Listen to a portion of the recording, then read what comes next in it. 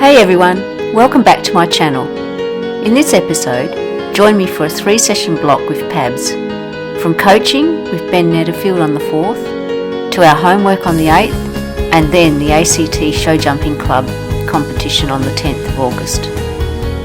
This was all about improving rideability, recognising hesitation, and keeping Pabs' confidence alive under pressure. 3 sessions, each testing my belief, my patience, and my ability to really ride forward when it matters. Sometimes it's not the big wins that shape us. It's the scrappy, messy in-between days that force you to grow. She says, no, but you haven't really. Not properly. Paddy.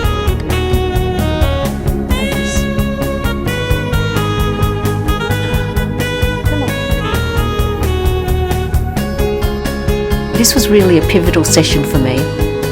Ben could see straight away that my hesitation at the base was still there, but it's not always obvious until the pressure's on. He called them yellow light moments. That point where I'm not saying yes, but I'm not saying no either. And for Pabs, that's enough doubt to make him back off.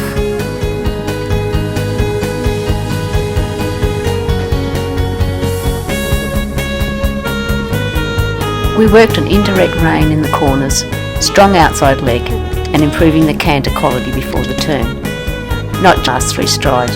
But he's still in front of me. Ben also really pushed me to soften Pabs' shoulder and get him accepting the bend, so he wasn't bracing or drifting.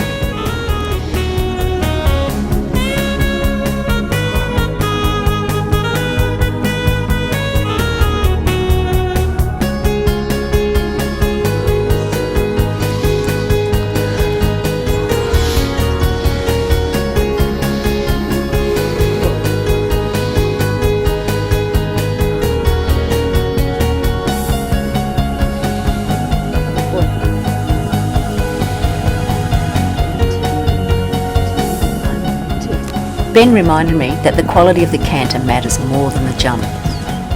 If I don't shape the turn early, if I'm not straight and committed, the jump becomes a gamble.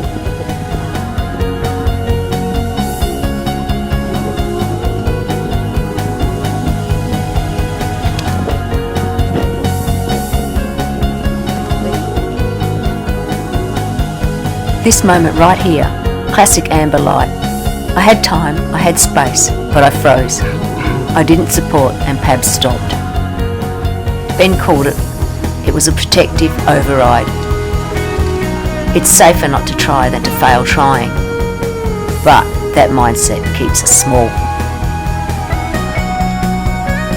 We regrouped. I rode the corner earlier. I asked him to bend, sit in the frame and go. And the result? Clean, committed and fluid. That fence became inevitable, but in a good way.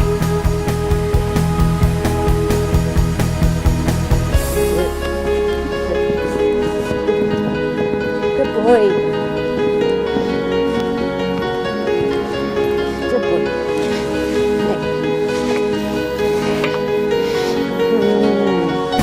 That was never going to happen. Why? Okay? Why? Oh, because we just died in the corner. It Yes. wasn't straight. I had a wrong line. Yes.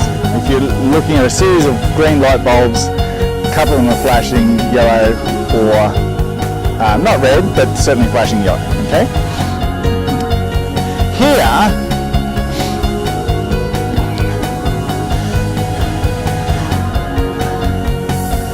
so we have a couple of yellows. Yeah. We get a little bit more yellows, but why here do we have inevitability? Okay, that's the difference. Okay, that was a moment of get it done, and not in that, as we have said, you're frantic, throw it out, I'm not sure what happened, I'm just redlining, anger, rage, nothing like that. It was a riding, problem solved to there. This moment here, there is obviously slightly different yellows, Yep. but no more and no more difficult Than the other. than that one. And yet this moment here from this moment it looked inevitable. There was inevitability about it. Okay, so unless he suddenly went, oh, you know what, I'll do it anyway, she would have got away with it. But here you both looked inevitable. Okay, and not because there was already none of it at the moment. None of those light bulbs were red. There was not one of them was red. I say there was a couple of flashing yellows, definitely, but no more so than there. If anything, in a way, less than there, in a way. Okay. So what leads to inevitable here? That sense of inevitability. Because this is the same moment. Yeah, it's not taking action and not reading the amber lights and then go voice or move forward. So what makes it not seem possible? Because it's not the skill, and it's not the height, and it's not the jump, and it's not the, you know, loss of whatever you can put. But what we can say is there's a strong possibility if you had acted here to go, I definitely want this, it would have happened. Okay? Whereas here I've just gone, you know, that sort of sense. Okay? So, which showed the second time around there was enough counter. It wasn't like you suddenly 1,000% more counter. You were just more committed. Okay, just a little bit more committed, and saying to him, "This is what we're doing." Okay, so this is the third we want to take back because we can. That's more on our terms.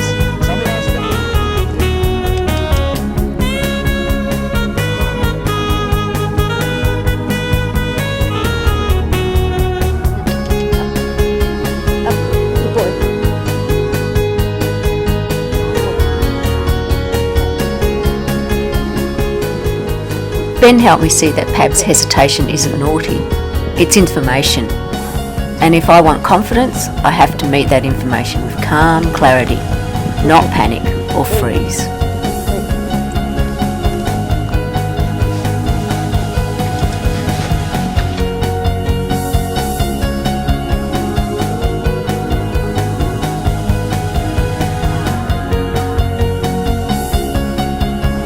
This was one of those sessions that changed how I ride. Less about the jump, more about the belief. The big mindset shift. I'm the one who sets the stage. Pab's job is to jump. My job is to give him a straight, forward, balanced approach. No micromanaging, no overthinking. Just sit, support and smile. Things that you showed last week, which was a really huge progressive step up to do that oxa, should be done there automatically.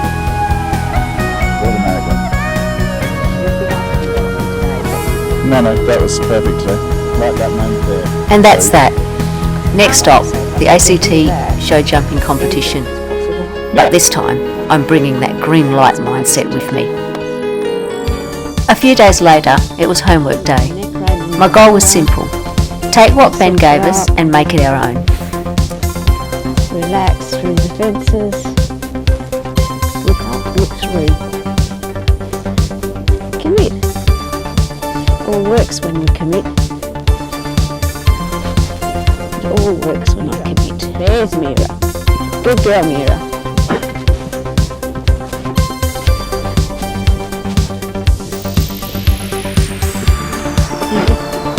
I started with big forward and back trot and canter loops, letting Pab stretch, then worked on shoulder softness and inside flexion. Good boy. I also worked on my own body, staying tall, not letting my upper body pitch forward when things got uncertain. And 1, 3, 4, 5. Good boy. The fences told the truth though. If I kept the rhythm and line, we jumped beautifully.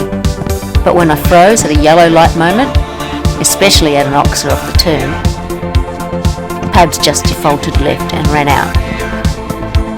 That's not a training problem, that's a rider clarity problem.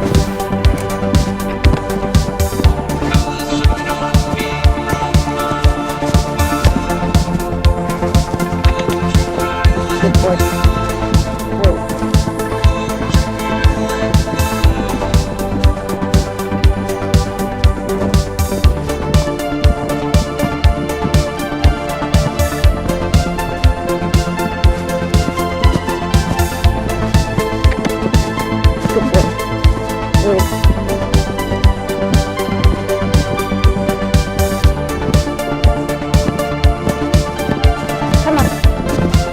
It reminded me how quickly I can slip into reactive mode instead of proactive riding. The solution isn't to ride harder in the last stride. It's to set the line, keep the canter, and commit from the moment I pick him up out of the corner.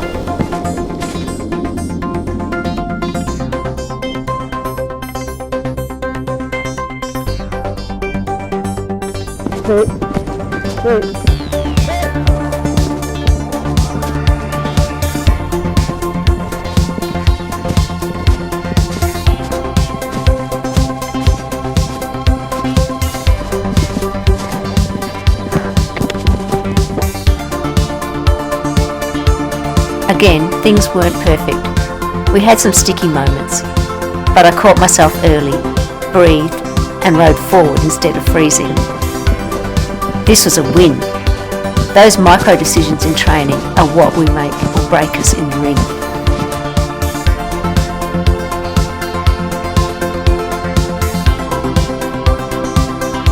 Good boy.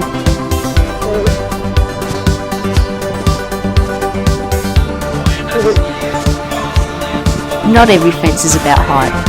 Sometimes it's about heart. Good boy. In this homework session, Pabs and I worked on more than just jumping. We worked on belief, technical side, the canter quality before the turn, outside aids for straightness and early setup. Good boy. The mindset, we were looking at catching hesitation before it grows, staying calm in yellow light moments, riding like a baloney there. Stop. Good boy, bounce. Come on, that's it. Good boy. Green.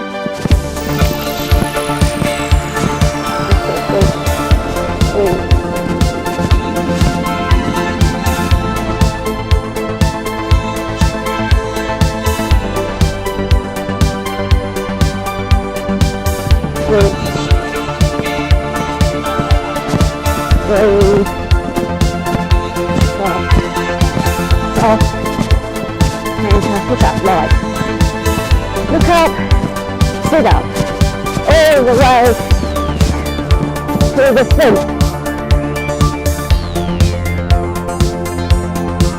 We finished on a good note, with me really locking in the canter early and feeling Pabs stay with me all the way to the base. That's the feeling I wanted to bottle for the ACT Show Jump Club comp on the weekend. Oh, Pabs, thank you. Hey, too easy. Hey, too easy. Very nice. And now come along with us as Pablo, Ian and I ventured out last Sunday to the ACT Show Jumping Club Member Competition Day. In this block, from coaching to homework and competition, Ben taught me to spot those hesitation, yellow light moments and turn them green, with commitment, leg on and no hesitation. In homework, we kept shoulders soft and planned lines early. At the comp, well, let's just say pressure exposed the cracks. But staying calm and riding with belief made all the difference.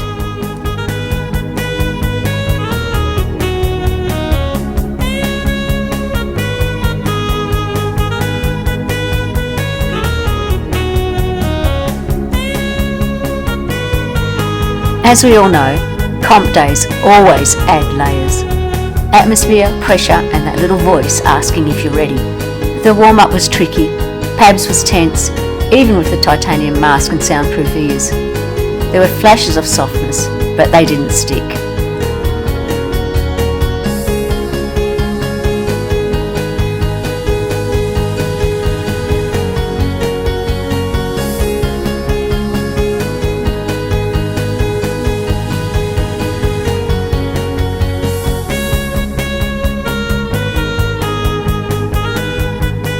In the first class, I went in knowing that if we only jumped one fence, that was fine. Ben's advice was to treat it as ring craft practice.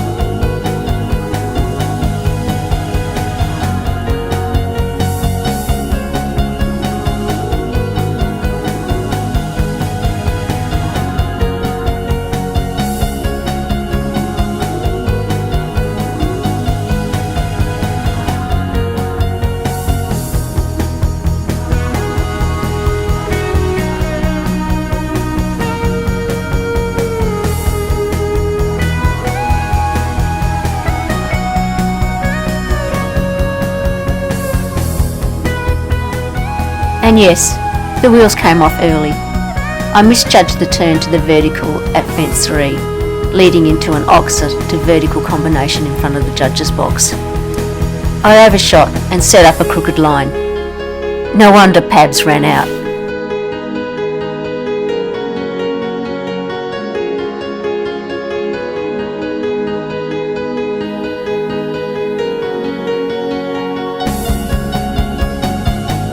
And my reapproach lacked impulsion, so we got another.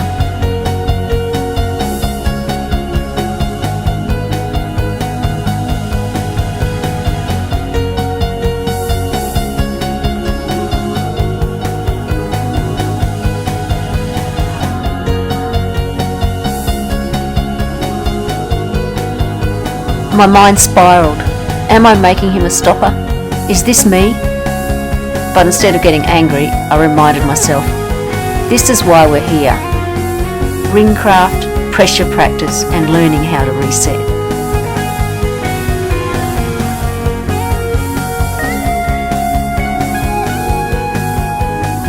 Finally, I committed, kept my leg, and Pabs sailed it.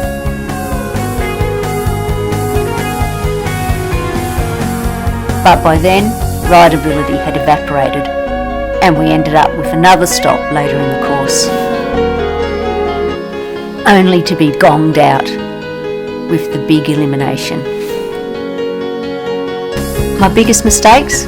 Well, hesitation into key fences, especially the oxer in the combination, and not recognising the yellow light early enough to give Pabs the support he needed.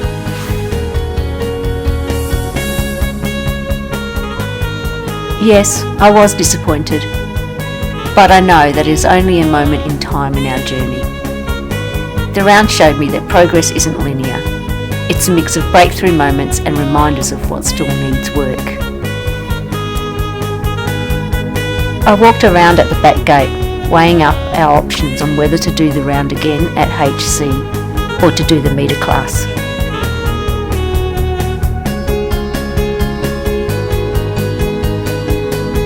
After talking it through with Ian, I opted on putting this round behind us and focused on the next class.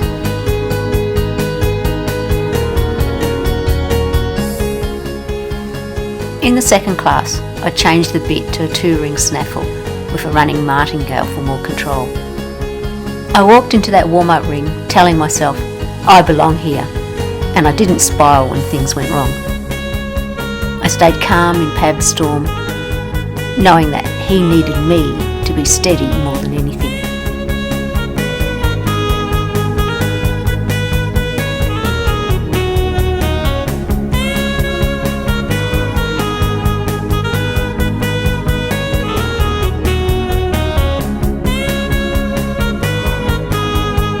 Our goal for the metre class was make the committed, calm ride our default, no matter the pressure. And if we only just do one fence, that's good enough.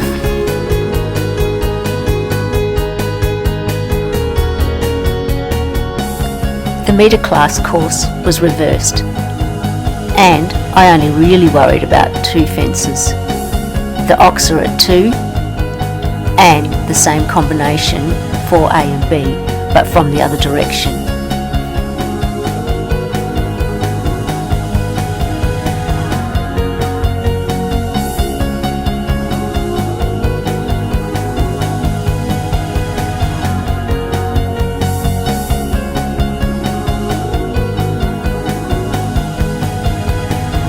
Well, we all know the saying, when you focus on something you don't want, you get more of it. I was way too focused on stopping at the early oxers and not being committed to clearing the fences cleanly.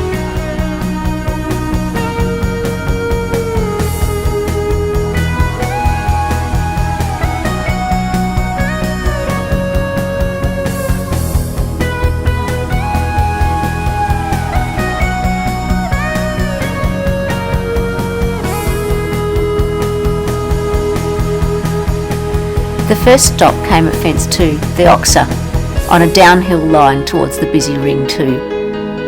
And it was because I didn't set the canter. The second attempt, I made the same mistake again.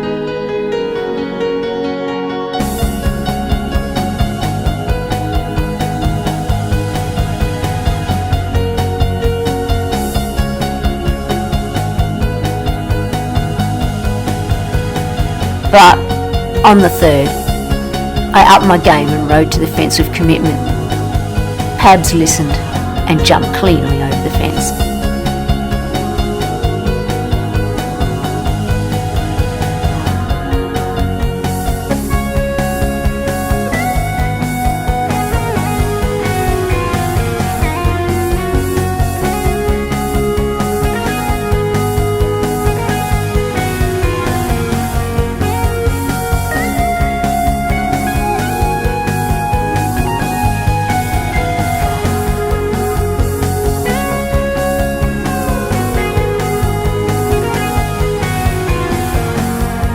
Fence 4A and B was my wake-up call.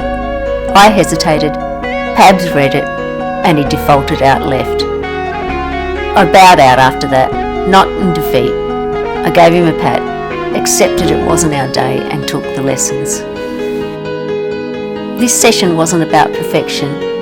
It was about progress you can't always measure on the scoreboard, the kind that lives in your seat, your hands, and your head. Pabs and I left the ring, not just better jumpers, but a better partnership. And that's a win worth every stop. The lesson? For Pabs to jump well, he must be relaxed and supple in his shoulders. And I have to commit, keep my leg on, and ride forward through the base. No more last stride hesitation. And that's that. What I proved to myself was that I can manage my mindset in the warm-up now. I can ride as if I belong in that ring. And when I'm present, calm and committed, Pabs jumps like a dream. That's what we're building towards, making that our default ride, no matter the arena. Thanks for coming along with us, and we'll see you in the next one.